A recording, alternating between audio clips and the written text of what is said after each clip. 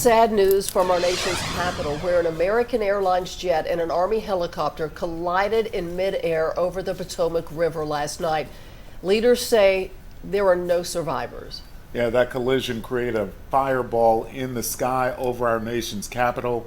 The fuselage of that plane in the icy waters of the Potomac, as we look live there now as the rescue effort continues.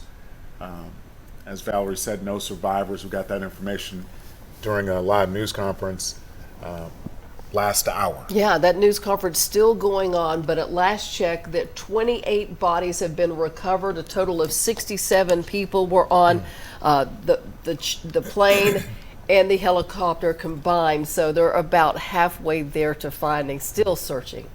Fox 13's transportation reporter Sheila O'Connor is live at Memphis International Airport, where it's having an impact on flights out of Memphis to our nation's capital. Hey, Sheila.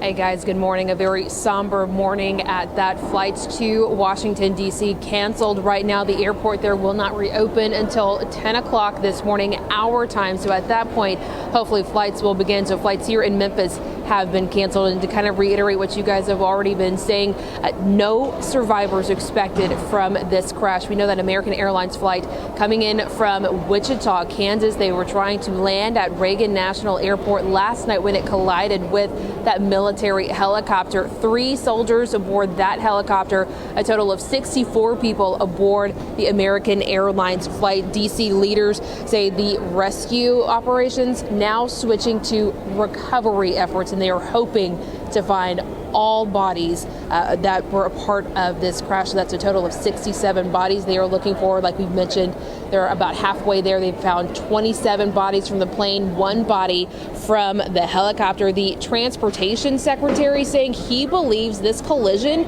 could have actually been prevented, saying the air last night was clear and that both the helicopter and the American Airlines flight were on their standard air patterns, saying it's not unusual to see a helicopter coming over the Potomac River while a commercial flight is trying to land at the airport. So there's a lot of questions of how exactly did this crash happen, and he said that his department will not rest until they have the answers for the families of the victims and, of course, people who fly on a regular basis. I've spoken to a couple of flyers here who say the situation is scary for them. One man actually just told me he questions how do these crashes keep on happening with the amount of technology that's available at this point. So a lot of concerns, a lot of questions still to be relayed this morning. Like I mentioned, those flyers I spoke to still very concerned over the situation.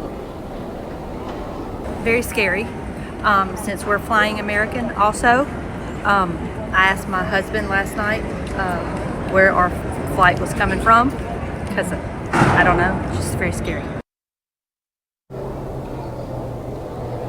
Yeah, the body of that American Airlines flight as well. The plane found upside down there in the Potomac River in waist deep water, split into 3 different sections. The helicopter also recovered there along the river as well. A little bit of information we're getting about some of the passengers on that flight, some of them members of the U.S. figure skating team coming back to D.C. from a competition in Wichita, Kansas. So those members, their families, and their coaches, part of that flight, part of those victims now as that recovery effort continues. And again, a look at the departure board here, you can see 1 canceled flight leaving, 1 canceled flight heading to Washington. So we'll keep you updated and let you know when those flights to Washington, D.C. resume. Such a sad development. I know a lot of people get anxiety around planes, but still the safest form of transportation that we have in this country. Unfortunately, this tragedy did happen. Sheila O'Connor